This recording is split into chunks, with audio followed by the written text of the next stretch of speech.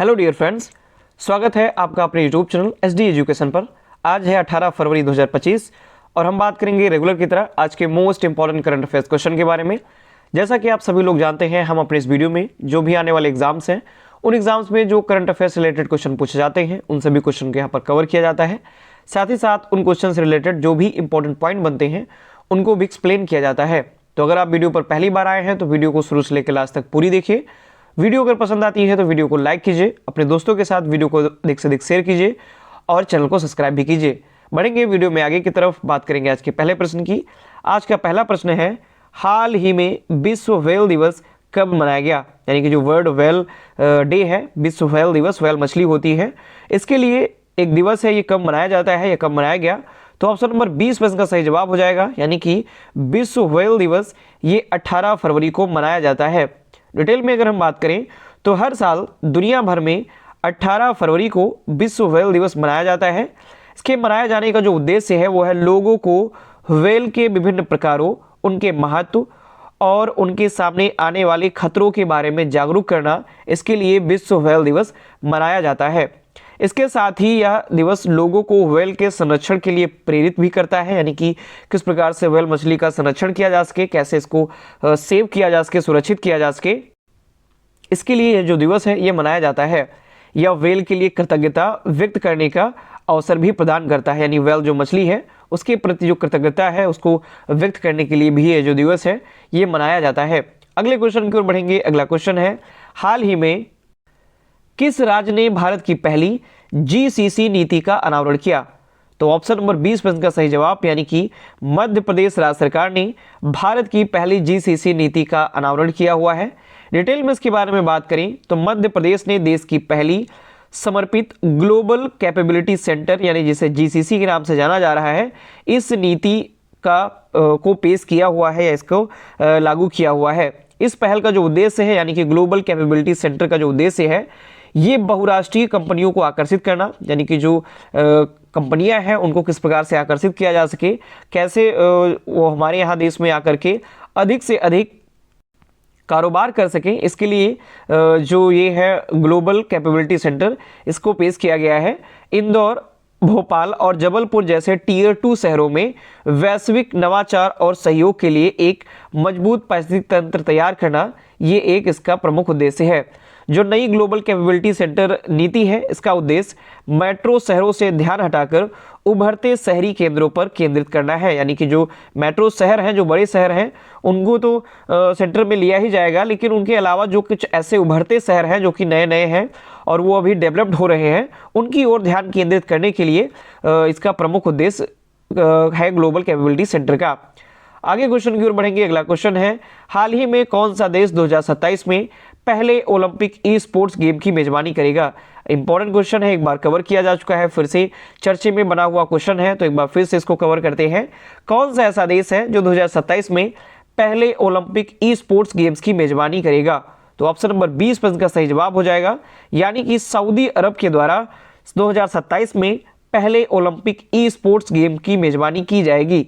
Detail में अगर हम बात करें तो सऊदी अरब 2027 में पहले ओलंपिक ई स्पोर्ट्स गेम की मेजबानी करेगा, क्योंकि अब सऊदी अरब है या जो भी अरब कंट्रीज हैं वो अधिक से अधिक जो गेम्स हैं वो अपने यहाँ करवाते हैं, क्योंकि जो फॉरेन रिजर्व है वो बढ़े, क्योंकि किसी भी देश के अगर गेम्स वहाँ पर होंगे तो उस देश के जो नागरिक हैं वो गेम देखने के लिए जाएंगे, प्लस जो गेम्स में खिलाड़ी होंगे वो भी वहाँ पर पहुँचेंगे।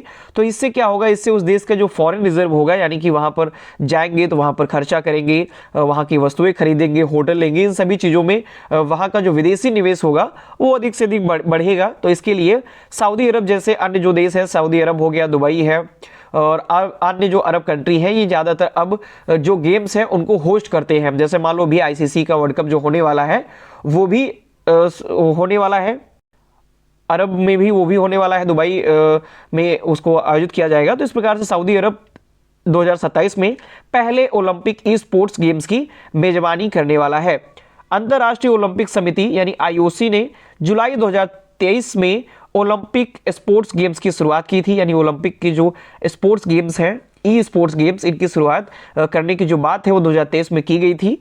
IOC ने सऊदी ओलंपिक और पैरा ओलंपिक समिति के साथ साझेदारी की हुई है। इसका जो उद्देश्य है वो एक्सपर्ट्स को नवाचार देना, वैश्विक खिलाड़ियों के लिए एक नया अवसर बनाना, ये इसका प्रमुख उद्देश्य है। आगे क्वेश्चन की ओर बढ़ेंगे। अगला क्वेश्चन है, हाल ही में किस देश ने Asia mixed team badminton championship में पहला एशिया मिश्रित टीम खिताब जीता? तो ऑप्शन नंबर ए इस प्रश्न का सही जवाब हो जाएगा, यानी कि इंडोनेशिया ने चीन को हरा करके Asia mixed team badminton championship में पहला एशिया मिश्रित टीम खिताब जीता हुआ है। डिटेल में इसके बारे में अगर हम बात करें तो इंडोनेशिया ने Asia mixed team badminton championship में पहला एशिया मिश्रित टीम खिताब जीता। डिफेंडिंग चैंपियन इन्होंने चीन को 3-1 से हराया, यानी चीन को इन्होंने हराया हुआ है और चीन को हरा करके इन्होंने ये खिताब जीता।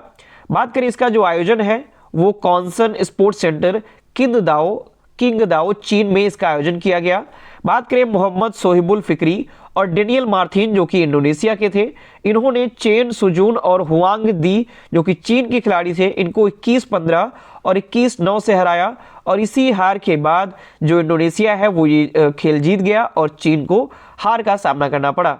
बात करें कांस्य पदक विजेता कौन रहे, तो जापान और थाईलैंड ये दोनों ही कांस्य पदक विजेता रहे। आगे क्वेश्चन की ओर बढ़ेंगे। अगला क्वेश्चन है, हाल ही में किसके द्वारा राष्ट्रीय जनजाति महोत्सव जो है जिसका नाम आदि महोत्सव है, इसका उद्घाटन किया गया? तो आदि महोत्सव का जो उद्घाटन है वो राष्ट्रपति द्रौपदी मुर्मू जी के द्वारा किया गया। ऑप्शन नंबर सी इस प्रश्न का सही जवाब हो जाएगा। डिटेल में इसके बारे में अगर हम बात करें तो राष्ट्रपति द्रौपदी मुर्मू जी ने राष्ट्रीय जनजातीय महोत्सव आदि महोत्सव का उद्घाटन किया। इसे आदि महोत्सव के नाम से जानते हैं। कब? तो 16 फरवरी 2025 को नई दिल्ली में इसका उद्घाटन किया गया और यह जो कार्यक्रम है ये 16 से 24 फरवरी 2025 तक नई दिल्ली के मेजर ध्यानचंद राष्ट्रीय स्टेडियम में आयोजित किया जा रहा है। ये भारत की समृद्ध जनजातीय धरोहर, संस्कृति और परंपराओं का एक उत्सव है जो कि प्रत्येक वर्ष ये मनाया जाता है।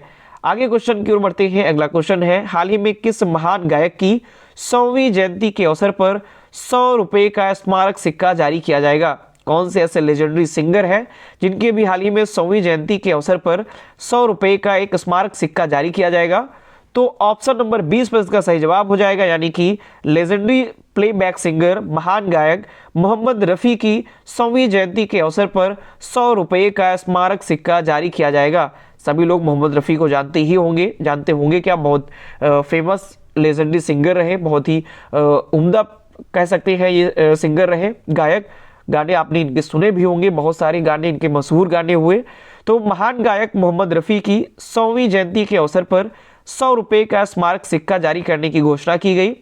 यह जो पहल है वो भारतीय संगीत और संस्कृति में रफ़ी साहब का जो भी अपार योगदान रहा उसको सम्मानित करने के लिए ये पहल की शुरुआत की जा रही है। बात करें मोहम्मद रफ़ी साहब का जो जन्म है वो पंजाब के अमृतसर जिले के कोटला सुल्तान सिंह गांव जो मोहम्मद रफ़ी का जन्म स्थान है वहां पर इनका जन्म हुआ था और वहीं पर 100 फीट ऊंचा रफ़ी मीनार भी बनाया जा रहा है, यानी इन्हीं के गांव में पंजाब के अमृतसर जिले के कोटला सुल्तान सिंह गांव में 100 फीट ऊंचा रफ़ी मीनार भी बनाया जा रहा है। आगे क्वेश्चन की ओर बढ़ते हैं। अगला क्वेश्चन है, हाल ही में किसे भारत का नया मुख्य चुनाव आयुक्त नियुक्त किया गया? तो हाल ही फिलहाल में जो राजीव कुमार जो कि मुख्य चुनाव आयुक्त थे, इनके बाद इन्होंने जब पद छोड़ा था, यानी कि इनका जब रिटायरमेंट हुआ था भारत जो मुख्य चुनाव आयुक्त के रूप में राजीव कुमार, तब से ये जो पद है वो खाली था और अब जाकर के ज्ञानेश कुमार को नया मुख्य चुनाव आयुक्त बनाया गया है। तो ऑप्शन नंबर ए इस प्रश्न का सही जवाब हो जाएगा। डिटेल में अगर हम बात करें तो ज्ञानेश कुमार को भारत का नया मुख्य चुनाव आयुक्त नियुक्त किया गया। 3 सदस्यीय चयन समिति का गठन किया गया था जो कि 17 फरवरी 2025 को ज्ञानेश कुमार के नाम की सिफारिश की हुई थी और इस 3 सदस्यीय चयन समिति की अध्यक्षता प्रधानमंत्री नरेंद्र मोदी जी के द्वारा की गई थी। डॉक्टर विवेश जोशी ये 3 सदस्यीय चुनाव आयोग के नए सदस्य होंगे। साथ ही साथ 26 जनवरी 2029 तक वे इस पद पर बने रहेंगे, यानी कि जो ज्ञानेश कुमार हैं ये 26 जनवरी 2019 तक इस पद पर बने रहेंगे, यानी कि मुख्य चुनाव आयुक्त के रूप में ये कार्यरत रहेंगे। अगले क्वेश्चन की ओर बढ़ेंगे। अगला क्वेश्चन है, हाल ही में जारी जलवायु जोखिम सूचकांक 2025 में भारत को कौन सा स्थान मिला? तो भारत कौन से स्थान पर पहुंच गया है जलवायु जोखिम सूचकांक 2025 में? तो ऑप्शन नंबर सी इस प्रश्न का सही जवाब हो जाएगा, यानी कि भारत 6 पोजीशन पर पहुंच चुका है। डिटेल में अगर हम बात करें तो हाल ही में जारी जलवायु जोखिम सूचकांक 2025 में भारत सिर्फ 10 सबसे अधिक प्रभावित क्षेत्रों में 6 पोजीशन पर पहुंच चुका है। ये जो जलवायु जोखिम सूचकांक जारी किया गया, ये बार्न और तथा बर्लिन स्थित एक स्वतंत्र विकास पर्यावरण और मानवाधिकार संगठन जर्मन वॉच द्वारा इसको प्रकाशित किया गया। 2019 में भारत चरम मौसमी घटनाओं के कारण विश्व भर में 7वें सबसे अधिक प्रभावित देश था, लेकिन 2022 तक इसमें सुधार हुआ और यह 49वें स्थान पर पहुंच गया था और अब पुनः जाकर के 6वीं पोजीशन पर पहुंच चुका है। आगे क्वेश्चन की ओर बढ़ेंगे। अगला क्वेश्चन है, हाल ही में कहा 10वां अंतर्राष्ट्रीय महिला सम्मेलन आयोजित किया गया? तो ऑप्शन नंबर सी इस प्रश्न का सही जवाब है, यानी कि बेंगलुरु में 10वां अंतर्राष्ट्रीय महिला सम्मेलन का आयोजन किया गया। डिटेल में इसके बारे में बात करें तो आर्ट ऑफ लिविंग द्वारा आयोजित अंतर्राष्ट्रीय महिला सम्मेलन का जो आयोजन है ये बेंगलुरु में किया गया। भारत की राष्ट्रपति श्रीमती द्रौपदी मुर्मू जी ने इस उद्घाटन सत्र में भाग लिया। इन्होंने भाग लिया कब? 14 फरवरी 2025 को इसका आयोजन किया गया। साथ ही साथ भारतीय नारी शक्ति के बढ़ते प्रभाव और उनके विज्ञान, खेल, राजनीति, कला और संस्कृति में अभूतपूर्व योगदान पर प्रकाश डाला गया, यानी इन सब बातों के बारे में बताया गया। इस आयोजन के अंतर्गत इन सब बातों पर चर्चाएं की गई। आगे नेक्स्ट और लास्ट क्वेश्चन की तरफ बढ़ते हैं। आज का लास्ट क्वेश्चन है, हाल ही में कौन सी भारत यूके ऊर्जा वार्ता नई दिल्ली में आयोजित की गई?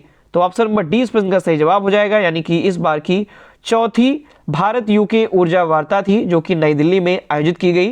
डिटेल में इसके बारे में बात करें तो हाल ही में चौथी भारत ब्रिटेन ऊर्जा वार्ता नई दिल्ली में आयोजित की गई, जिसकी सह अध्यक्षता विद्युत मंत्री मनोहर लाल और ब्रिटेन के ऊर्जा सुरक्षा एवं नेट जीरो सचिव एड मिलीबैंड के द्वारा इसकी सह अध्यक्षता की गई।